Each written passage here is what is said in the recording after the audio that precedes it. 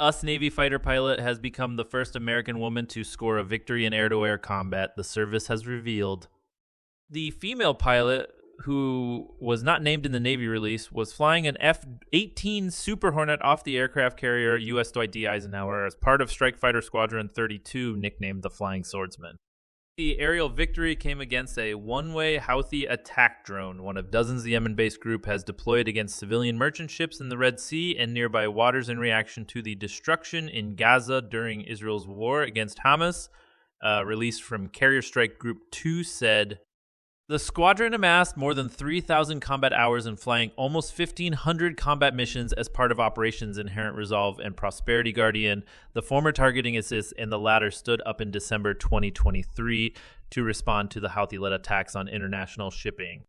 The Swordsmen, one of 4 strike fighter squadrons that deployed on the Eisenhower, fired more than 20 air-to-air missiles against the Houthi drones during those missions, the Navy said.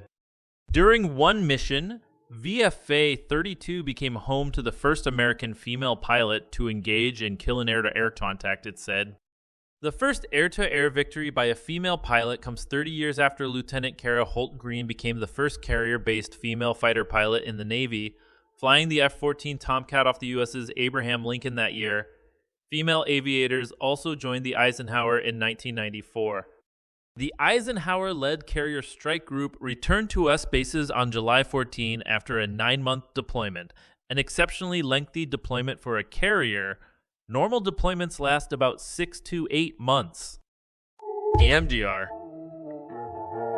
Jason Hoch, commanding officer of VFA 32, praised the squadron's performance in incredibly demanding conditions during the deployment.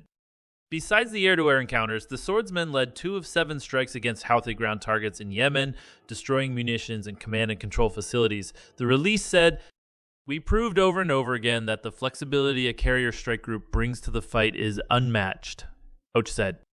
Overall, Carrier Strike Group 2, which besides the Eisenhower included the guided missile cruiser U.S. Philippine Sea and the destroyers USS Mason and USS Gravely, hit more than 460 Houthi targets in Yemen, according to the Navy.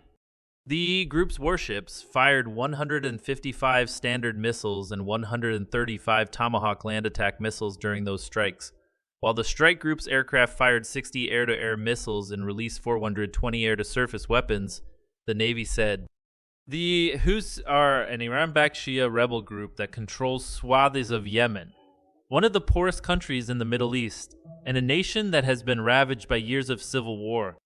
Since Hamas's attacks on October 7 and Israel's subsequent ground and air offenses in Gaza, this say they have been seeking revenge against Israel for its military campaign by targeting Red Sea shipping as well as Israel itself with drones and missiles.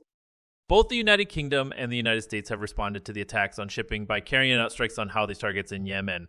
Over the weekend, Israel struck inside Yemen for the first time following a deadly drone attack launched by Houthi rebels on Tel Aviv.